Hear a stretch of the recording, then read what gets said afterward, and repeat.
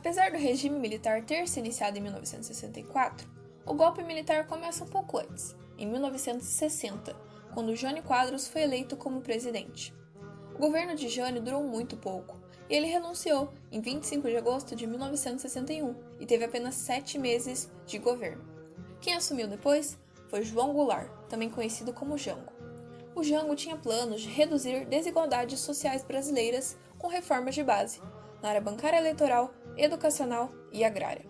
Assim, ele acabou preocupando elites, que temiam que essas mudanças ameaçassem o seu poder econômico. Então elas tomaram algumas medidas para tentar enfraquecer o Jango, e uma delas foi a adoção do parlamentarismo, que restringia o poder do presidente. Porém, em 1963, o regime presidencialista foi restabelecido. O Jango ainda queria implementar as suas reformas de base, e a mais temida pelos conservadores era a reforma agrária. O Jango foi então considerado um comunista. É importante lembrar que naquele tempo, a Guerra Fria ainda estava acontecendo, então os Estados Unidos não queriam que outros países latino-americanos virassem comunistas e aliados à União Soviética, lembrando também da Revolução Cubana. Então, houve a Operação Brother Sam, no dia 31 de março, onde uma tropa americana ficaria responsável de invadir o país caso houvesse algum imprevisto com o golpe. O Jango ficou sabendo, e ele não resistiu, já que não queria que acontecessem guerras civis. Então, em 1 de abril de 1964, o Jango teve seu exílio em Uruguai. O golpe foi dado, da noite para o dia. Quem assumiu foi o presidente da Câmara, Ranieri Mazzilli, provisoriamente. No dia 9 de abril, foi editado o Ato Institucional número 1, que contava com 11 artigos e estabelecia uma profunda modificação no poder legislativo. Ele determinava que o governo militar poderia cassar mandatos legislativos, suspender ou afastar do serviço público qualquer um que fosse considerado uma ameaça nacional. E também convocava eleições indiretas para presidente. Com essas eleições indiretas, empossaram o general Humberto de Alencar Castelo Branco como o mais novo presidente da República. E o seu governo vai de 1964 até 1967. Humberto de Alencar Castelo Branco foi o primeiro presidente militar da ditadura militar, e ele foi eleito indiretamente, tendo a sua posse no dia 15 de abril de 1964. Com os decretos do Ato Institucional 1, começaram as perseguições e prisões de todos que fossem vistos como inimigo pelo Comando Supremo. Também começaram a ser registrados os primeiros casos de tortura realizados por agentes do governo. Essas perseguições também se estenderam a movimentos sociais, como por exemplo a União Nacional dos Estudantes, ou UNE, que foi muito reprimida durante a época. No seu governo, foi criado também o SNI, que é o Serviço Nacional de Informações, e era um órgão do governo que era de espionagem e tinha o objetivo de diminuir a oposição ao regime. No final de 1965, foi decretado o Ato Institucional número 2, que tinha 33 artigos e determinava que a escolha do presidente do país aconteceria por eleições indiretas, e dava maior poder ao executivo e dissolvia os partidos políticos, o que criou o bipartidarismo, que continha apenas 2 partidos, o Arena, que é a Aliança Renovadora Nacional, que era o partido político de apoio ao regime, e o MDB, que é o Movimento Democrático Brasileiro, que era conhecida como a oposição consentida. Essa medida de que a escolha dos presidentes seria indireta e também do bipartidarismo acabou desagradando uma parte da elite política do país, principalmente os liberais conservadores. Um dos insatisfeitos foi o Carlos Lacerda, que era um político conservador que almejava concorrer à presidência entre 1965 e 1966. Em 1966, foi baixado o Ato Institucional número 3, que determinava que a eleição para governadores seria indireta e os prefeitos não seriam eleitos, e sim indicados. Também nesse ano, foi decretado o Ato Institucional número 4, que convocava o Congresso Nacional para a elaboração de uma nova Constituição, que só ficou pronta em 1967 e entrou em vigor em março, quando Castelo Branco não era mais presidente. Em outubro do mesmo ano, novas eleições indiretas ocorreram e o Arthur Costa e Silva venceu, sendo o único candidato.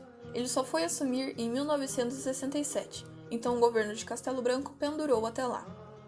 Nessa época, os militares acabaram se dividindo em dois grupos: os castelistas, que eram ligados ao Castelo Branco, e eram considerados mais moderados, mais medianos, e que pretendiam o retorno da democracia e o fim da ditadura, e os linha dura, que eram os mais radicais, e defendiam o endurecimento e a continuação do regime militar. O governo Costa e Silva vai de 1967 até 1969.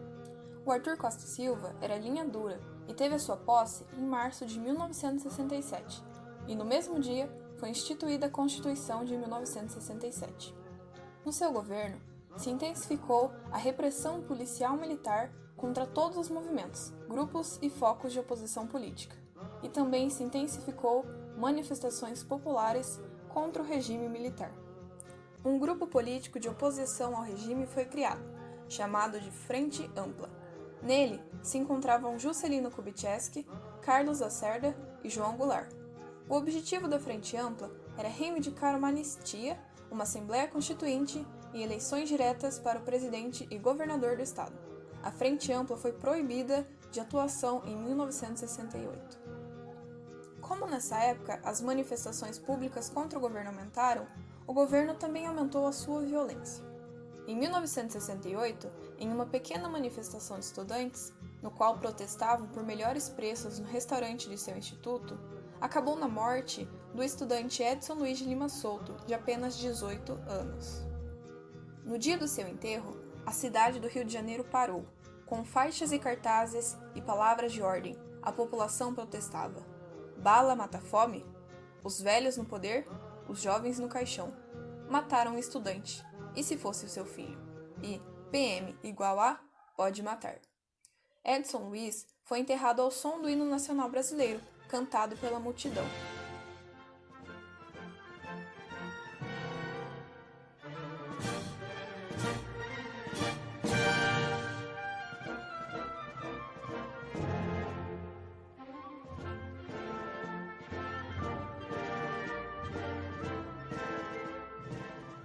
Na manhã de 4 de abril, foi realizada a missa do sétimo dia de Edson Luiz na Igreja da Candelária.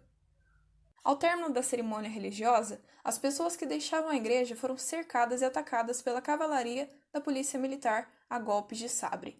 Dezenas de pessoas ficaram feridas. A sua morte também foi um estopim para várias manifestações populares, como a passeata dos 100 mil. A primeira greve, após as instalações da ditadura, foi realizada por metalúrgicos em 1968 e acabou com centenas de prisões. Também foi uma época marcada por guerrilhas urbanas, e com as guerrilhas, as manifestações e a greve, o governo instaurou em 13 de dezembro de 1968 o Ato Institucional número 5, que é considerado o pior ato institucional. O Ato Institucional número 5 decretava o fechamento do Congresso, a primeira vez desde 1937, e proibia a garantia de habeas corpus, o que permitia que a polícia efetuasse investigações, perseguições e prisões de cidadão sem necessidade de um mandato judicial. Além do Ato Institucional número 5, foram instalados nessa época o Ato Institucional número 6, 7, 8, 9, 10 e 11. Eles foram expedidos entre as datas de 1 de fevereiro e 14 de agosto de 1969. Em junho de 1969, pouco antes do afastamento de Costa e Silva, foi criado o DOI-Code, que significa Destacamento de Operações e Informações, Centro de Operações de Defesa Interna, e também a OBAN, que é a Operação Bandeirantes. Economicamente, esse governo teve um enorme aumento, que combinava a produção de grandes massas de lucro com um rígido controle salarial e sindical. Então se inicia o milagre econômico, que vai de 1968 até 1973.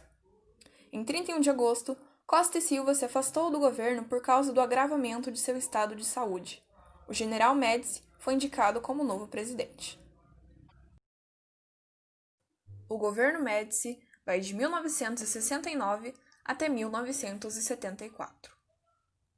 Emílio Garrastazu Médici tomou posse no dia 30 de outubro de 1969, e o seu governo foi o período de maior onda de repressão na ditadura. Estima-se que a cada 10 desaparecidos, 8 foram apenas nesse governo. Foi marcado também por um enorme índice de desenvolvimento, e esse período de prosperidade ficou conhecido como milagre econômico. Foram feitas diversas propagandas como Brasil, ame ou deixe-o, ou ninguém segura esse país. E nessa época, o Brasil também ganhou a Copa do Mundo de 1970, que também foi usada como propaganda ao governo. Os órgãos OBAN, DOI-Code e SNI são órgãos criados em outros governos, porém é nesse que o governo começa uma repressão e uma exterminação enorme. Além desses órgãos, o regime militar também contava com os órgãos de informação do Exército, Marinha e Aeronáutica. Entre o fim da década de 1960 e início da década de 1970, as organizações guerrilheiras realizaram ações como assaltos a bancos, sequestros de embaixadores, atentados contra as autoridades e empresários, para conseguirem recursos financeiros. Eles queriam derrubar a ditadura, mas todas as organizações guerrilheiras foram destruídas ou completamente desarticuladas, e a maioria dos militantes dessas organizações acabaram morrendo em combate com os agentes dos órgãos de repressão. Aqueles que sobreviveram ficaram presos ou foram banidos do país. O golpe final da ditadura contra as organizações armadas foi dado com a destruição da guerrilha do Araguaia, em março de 1972, e em 1973, o massacre de Manguinhos. Um dos aspectos mais desumanos e cruéis da repressão foi o emprego da tortura como método para eliminar e neutralizar qualquer forma de oposição. Diversos instrumentos e técnicas de castigos corporais e psicológicos faziam parte dos métodos de ação dos agentes. Choques elétricos, pau de arara, afogamentos, pancadas, queimaduras e muitos outros. Existiam instalações e equipamentos apropriados para a tortura, além de um pessoal rigorosamente treinado para aplicá-lo. Foi justamente durante o governo Médici que foram registrados os maiores índices de violação aos direitos humanos. Ao fim do governo, a euforia causada pelo crescimento econômico já começava a dar seus sinais de fraqueza. A dependência com o quadro econômico externo e a crise do petróleo no mercado internacional, junto com a elevação dos juros na economia global, deu agravamento das desigualdades socioeconômicas. E isso foi decisivo para que o milagre econômico tivesse uma curta duração. Os empréstimos estrangeiros geraram uma enorme dívida externa, que bloqueou por décadas o crescimento do país. Como podemos ver, esse governo foi caracterizado pelo milagre econômico, por várias guerrilhas urbanas, por repressão e tortura, graças aos órgãos do governo, e pela propaganda política. Médici indicou o seu sucessor, o general Geisel, e assim, em 15 de março de 1974, acaba-se o governo de Médici.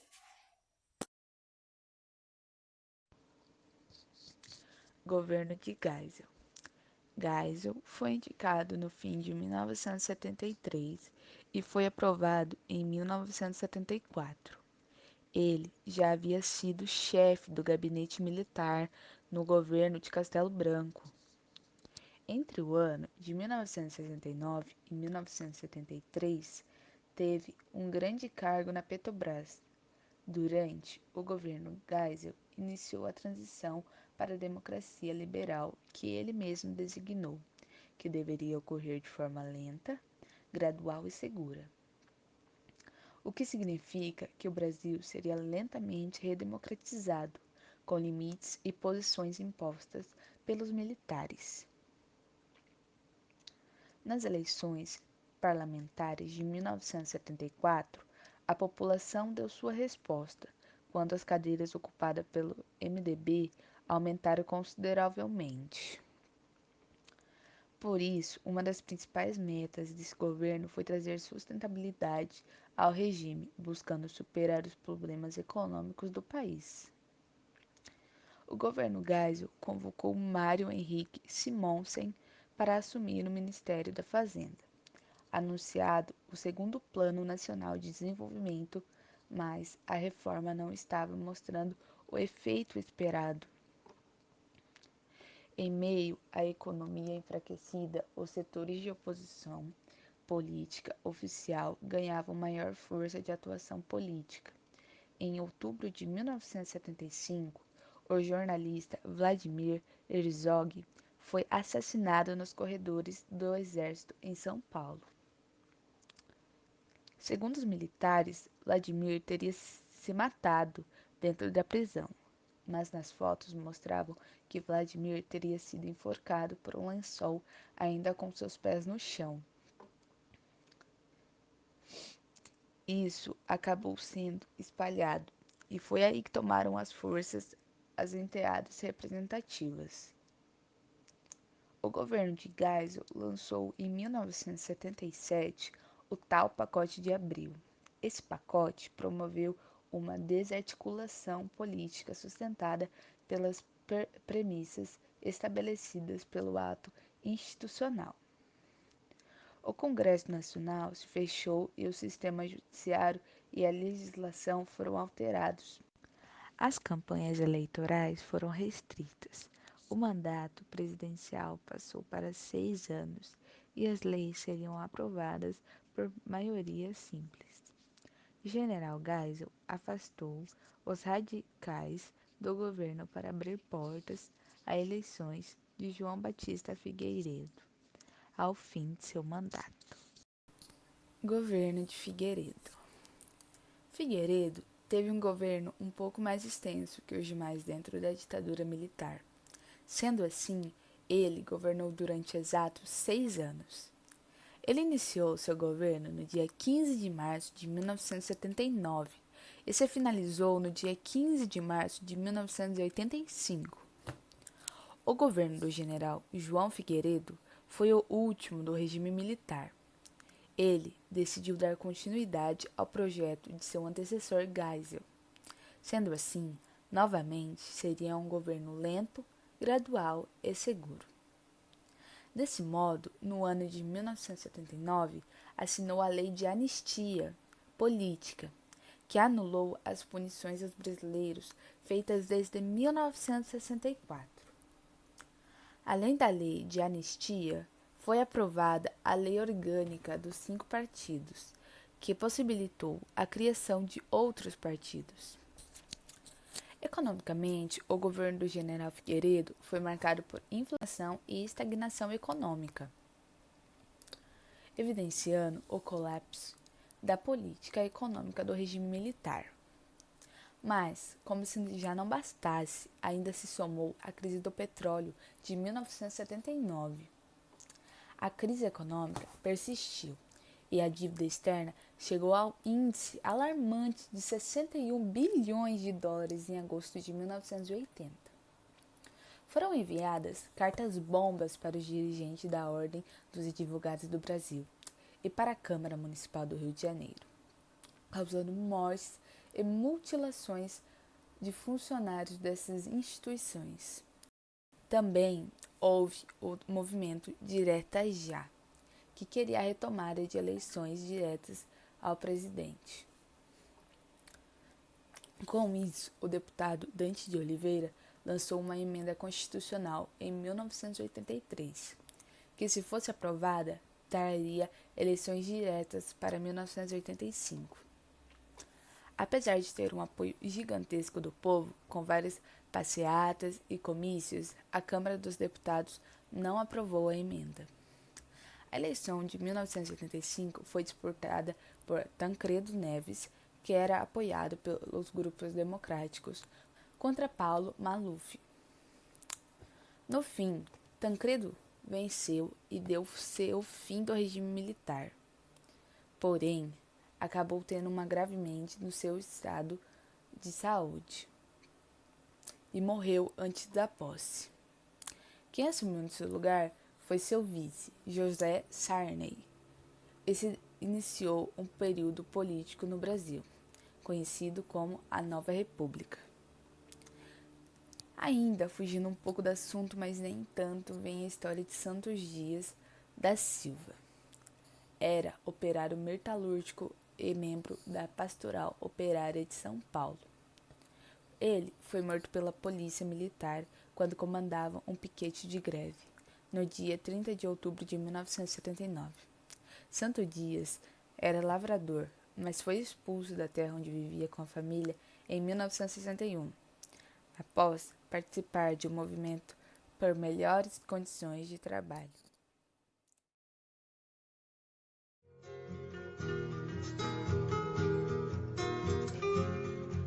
Caminhando e cantando e seguindo